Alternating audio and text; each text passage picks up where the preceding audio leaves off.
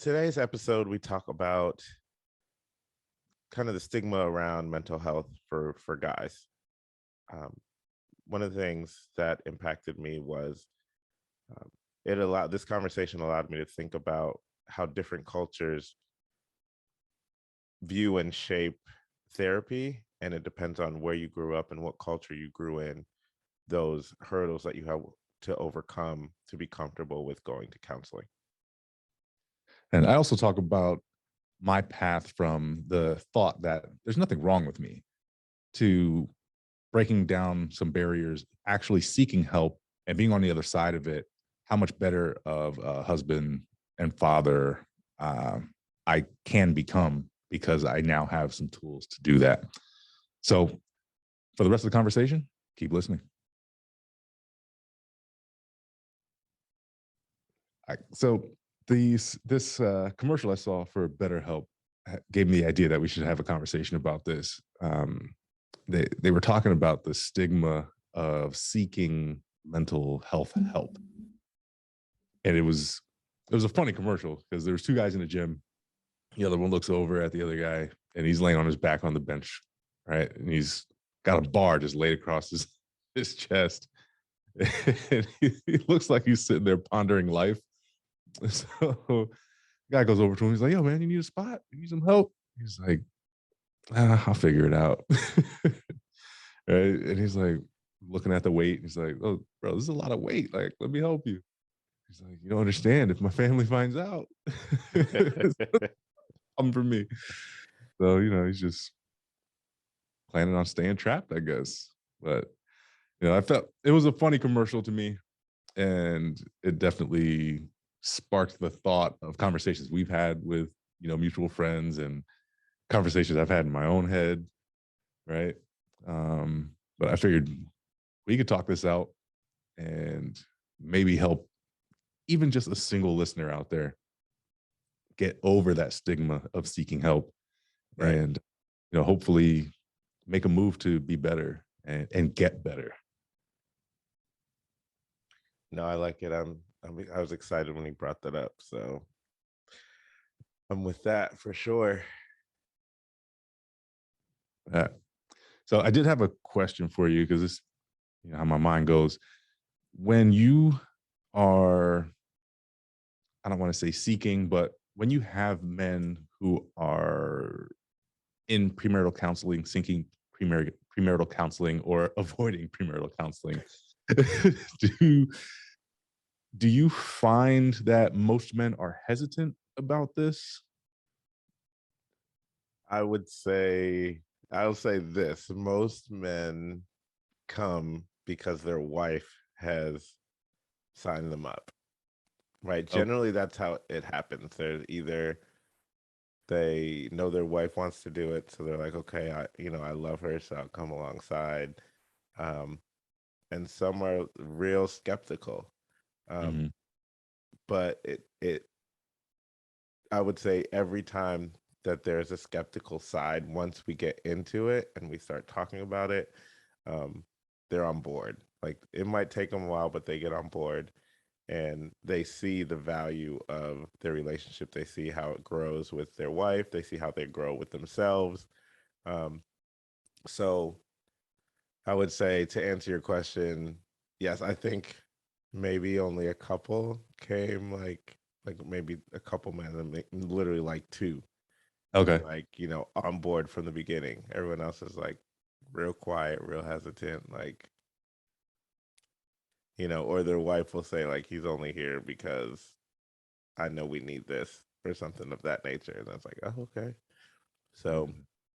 That's yeah. that's interesting. So I have a couple thoughts now. Like, where does that transition happen? Like, are you mindful about that? And um, is there a specific point that you get to where they're like, "All right, I can see this." And then my other thought is, are they then also hesitant to like open up about certain things within the counseling? Yeah. So excuse me. So what generally happens is I think they come in and they don't know how we are going to be. Mm. as coaches or counselors. And um, a lot of the times I am very much just the presence of having like a guy in there kind of gives them a little more ease. And once they see that, a lot of times they think it's going to be like a gang up session, right? Like a what's wrong with them type of deal. But then Yeah. when we just start talking about issues that couples have in our experiences, and also once they see that we are not um, only going to attack them, or we're only going to point things out when we are going to point things out in the relationship and point out where people need to grow, whether it's the husband or the wife.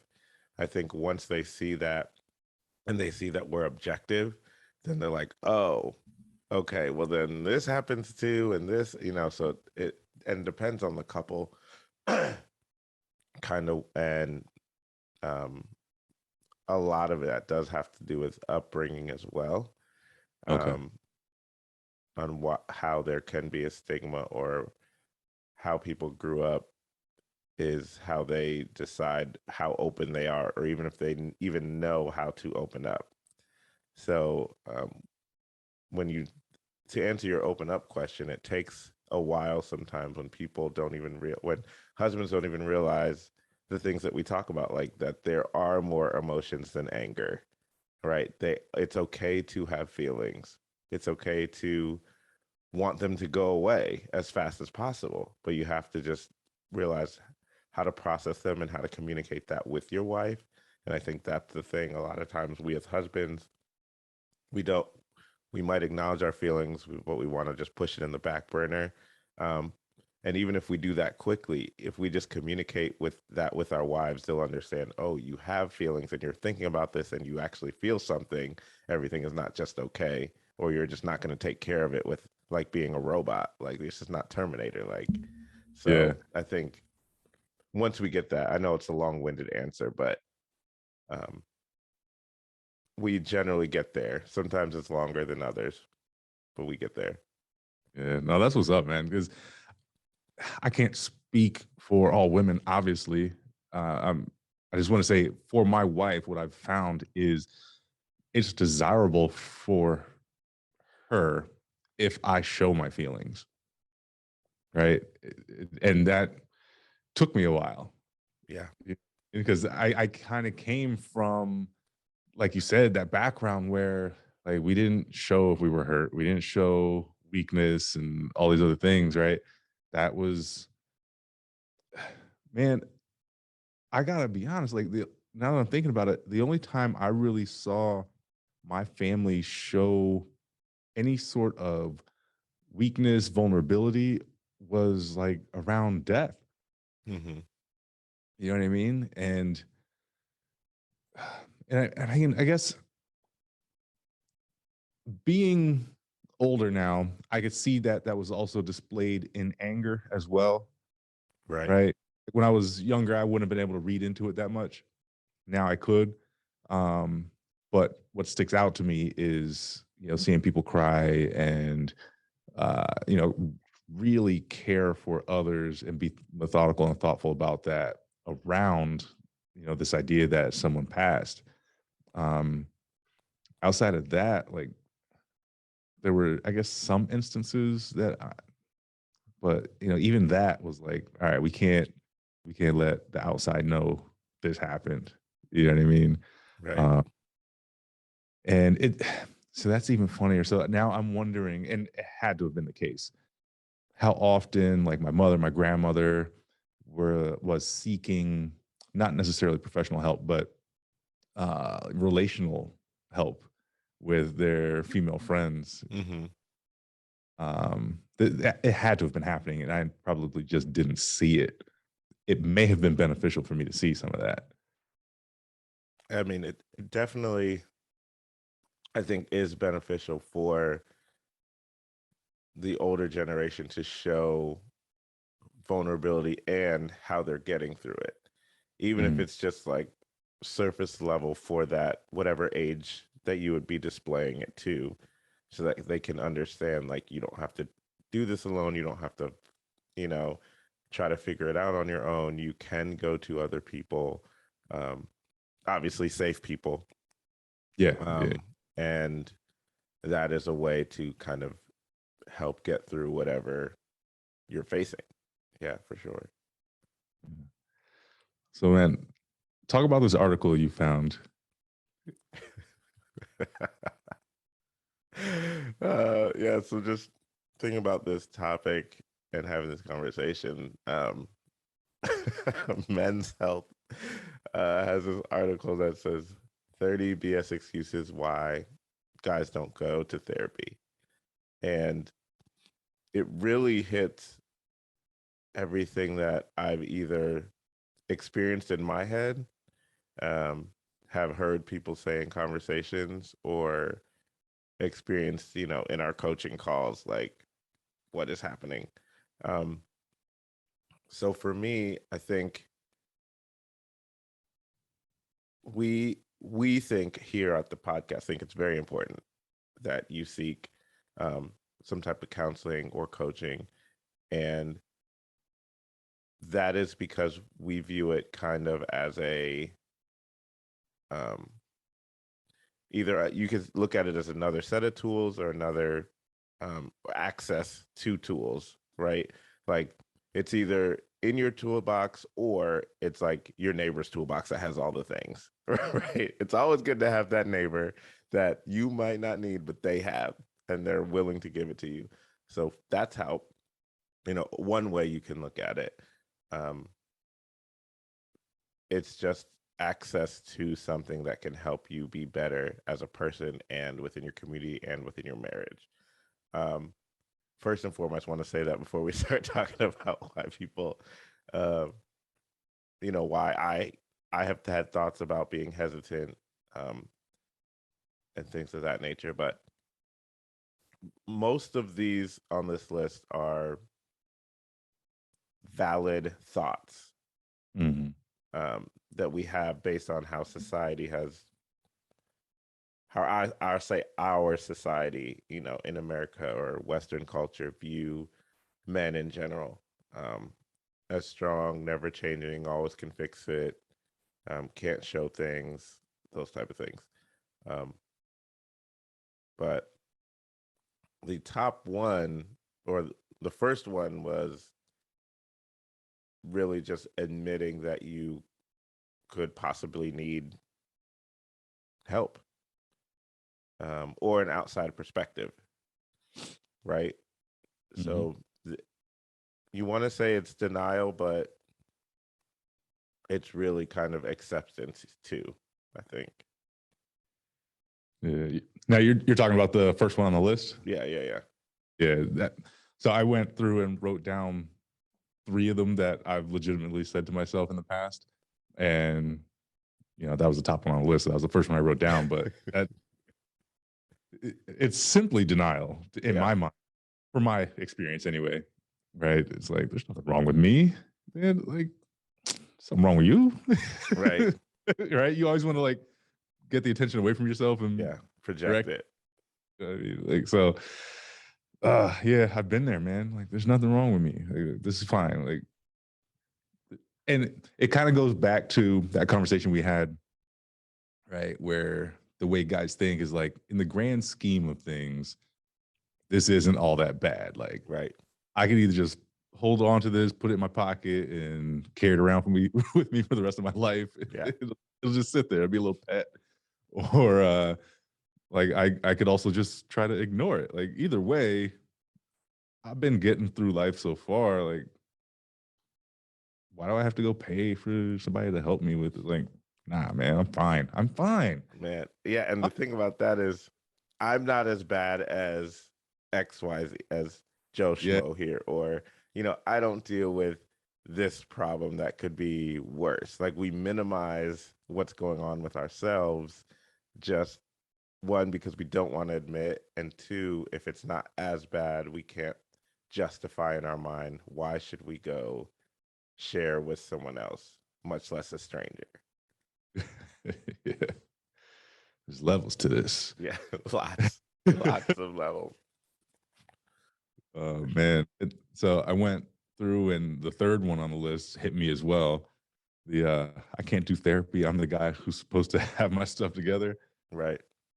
Like for a lot of my life, I've been the guy people have come to talk to about their problems, right? And I am not saying that I'm a professional in any way. I'm just very good at listening, and I like to give my opinion. So I got Yeah. plenty of opinions for you. Um, but yeah, I mean, men and women have always come to me, and especially around relationships, come to talk to me about, what does this mean? What's this guy doing? What's this girl doing? How do I get over this hump? Right? Like we were arguing, and um I'm trying to think of this one scenario. This college kid was telling me like he was arguing with his girlfriend, and he was like, she just keeps throwing so many points at me. Like I can't effectively argue with her. Right. And I was like, take notes. He was like, what? I was like, I've done this before. Take notes, and it'll help you practice pulling everything in together. And once you write down all the points that she's making, you'll be able to respond to all of them. And he came back to me. He's like, Brian, that worked. I know it did. Right. No, that's yeah, that makes all the sense for sure. Um, yeah, I mean, for me, I think one that stuck out to me, or two that are kind of lumped together, is I don't want to complain, or I don't want to talk crap about anyone. Mm, Like it's always in my head. Like, you know, my life is pretty good.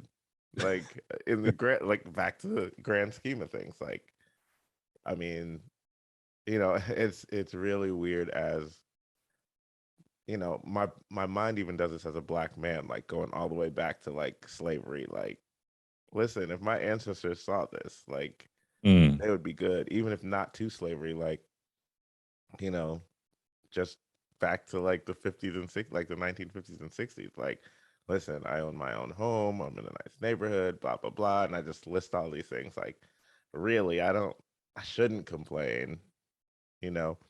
And, thinking back to like cultural things, like because our culture and our demographic, kind of has that built in, like started from the bottom. Like we mm. have a really hard time and have fought through so much. I think we have that attitude. It's kind of ingrained in our nature. Like we have already achieved so much, or it could be worse. Like it could be worse. So, when you're doing well, or you're achieving, or you're at a okay place, like don't, or even if it's bad, like it could be worse. So make the best out of what you have. I mean, literally, we eat chitlins. Like as a culture, like that's making what you have into a Yeah. delicacy, right? Right. So that's built in us. Like we just take what's and we figure it out. Like we don't have anyone else. But if you go back and use that example, like that was a community coming together and figuring out we don't have much. How do we make this taste amazing? And I'm sure there's, spices that were found, aunties, grandmas coming together over one pot, trying to figure it out, sharing recipes, telling how to do it. Like that's the thing that we miss out. We see the final product, but we don't see how the community came together and how other resources were put in to make that a thing. So I think that's what in our we just vacillate between we got here as black people as a community, but now in our culture everything is so individualistic and we don't know how to kind of always bring both together. Yeah, we're not very well practiced in that anymore, especially, this token that I'm about to go to, but with social media and all these things, right? It's like this false sense of friendship, and like these people, that you call your friends on Facebook or followers on Instagram or whatever, how many of them can you call and be like, yo, I need to move a couch. Help me out. How many of them would be like, yeah, I'll be right there. Right. Like, so to pull all that together takes some thought, takes some intent, right? And I'm trying to be more intent about that with my kids. Like, let them witness my friendships and witness the communities I'm a part of, and allow them to make a decision on whether or not they want to be a part of some of these communities. But some of them, they're just going to be injected into it, and this is what it is. Yeah. Right. They need to see it. But um it's funny because I'm thinking in this moment of sometimes where you're on the phone, right? And you're trying to focus on your phone call, and your kids are like, hey, who is that? Who are you talking to? Or, you know what I mean? You're like, I'm on the phone. Like, Mm-hmm. stop. Right. But not that they need to be a part of the conversation, but how easy is it to tell them, like, oh, hey, I'm talking to my friend, this person. You've met them before. Like, say hi. You know what I mean? Mm-hmm. Like, Right. I know that's something you do. Um, but I think sometimes far too often, like, separate our kids from our stuff, and it impedes them on learning how to communicate with others, knowing that, oh, I see that my dad's going through this and he's reaching out to a friend on the phone. Like, all right, now I know that that's acceptable behavior. You know what I mean? Yeah. And I think a lot of times we wait. We're like, oh, we'll show them that once they're older. But like by Right. the time they're like fifth and sixth grade, like they already have figured out what they need to do to like navigate social spaces.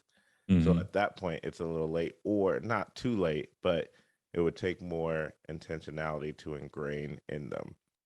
So, Yeah. but it's always good to mirror for sure. But the younger you can do it, the better it is, I think. Yeah. There's another thing that I wrote down, thinking about how someone might try to hide the issues that they're having, and thinking about how, you might have a friend or acquaintance approach you and say, hey, are you all right? Like, is everything, you know what I mean? So I guess the point I'm trying to make is, you might think that you're hiding things well. Chances are someone in your life sees your stuff, right? Sees the issues that you're having. And it could just be because they've gone through it themselves. They've had someone else that they know that's gone through it, and they see the signs, right? They see the indicators that you're Mm-hmm. struggling one form or another. Um, so trying to use that as an excuse to not seek help, you're not fooling anybody really, is my point. Right. You're only fooling yourself. It's Right. more self convincing, which goes back to the first thing we talked about. Like, Yeah. I'm good. I don't need it. Yep. Yes, you do. Yeah. But I think my last point, not my last point, but maybe my last point, because we probably need to wrap up. Um, I don't have time. I don't Mm, have time to sit somewhere and talk about my problems. What I liked about this article is that they basically told you you're wasting time, or me, that I'm wasting time. So the average American, and this was, I think, a couple years ago, the data, but 4 hours and 47 minutes on Facebook, 3 hours and 2 minutes on Instagram, mm. 3 hours and 2 minutes on Snapchat. Yeah, this is old because they don't have TikTok, but and you see like 50 minutes of like a 50-minute session or a 30-minute session, like you're just not scrolling. Like take Mhm. the time to not scroll, and you can do that. And with the resources that are online resources, like you said, the BetterHelp commercial, or there's Talkspace, there's Seven Cups of Tea, and they're pretty affordable too. Um, but you do it from the comfort of your own home. You don't have to turn on a screen, like they don't have to see your face. So it's just like a phone call, and you just, you know, have your session, and that's it. So, Yeah.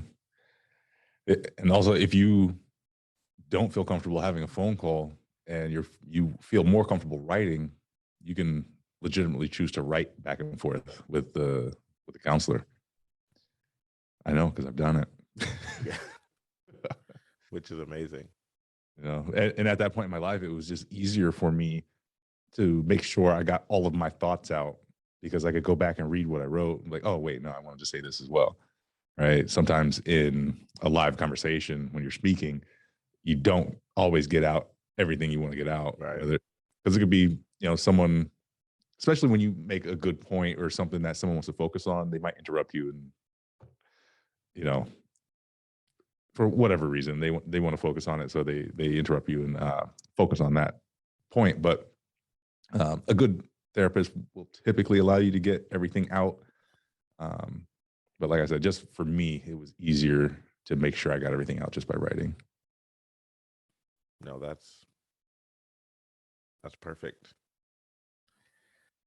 I didn't realize that was an option. So that's an amazing resource. I'm thinking of myself, like I would definitely let it be like, just type away, just get it all out, write a paragraph, read it over to make sure it doesn't sound stupid, hit send.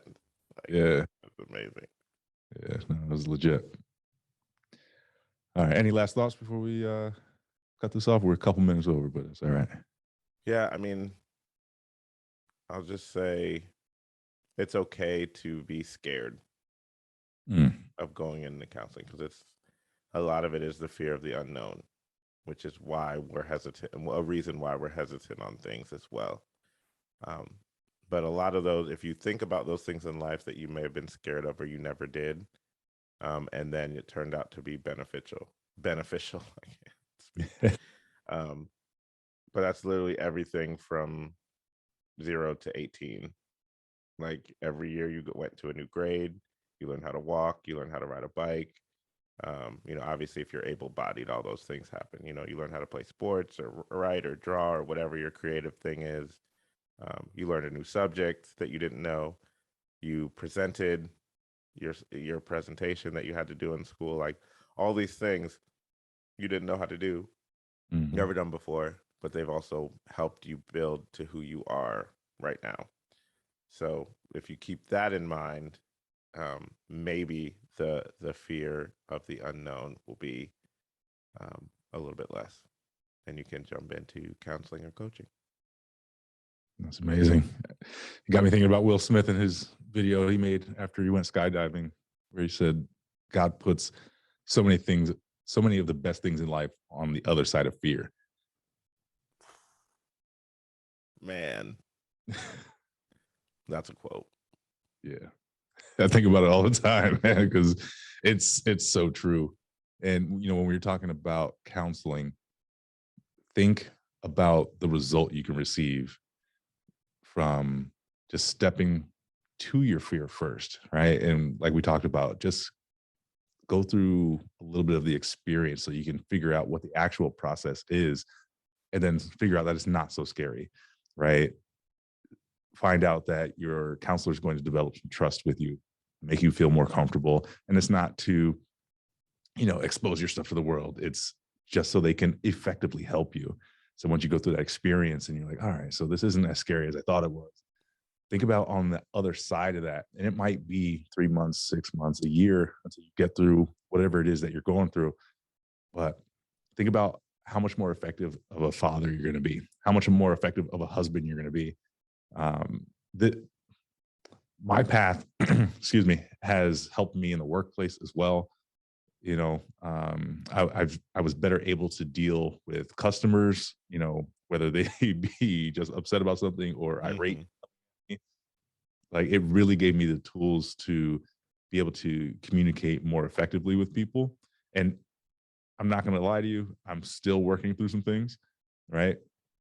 But just knowing that there were tools out there, number one, helped me. Someone giving me those tools was even better. And now being able to put them into practice is, I don't know. I don't want to say indescribable, but it is amazing just to see where I came from and where I am now. And then now with the podcast, I get to help other people as well. Like I love it, man.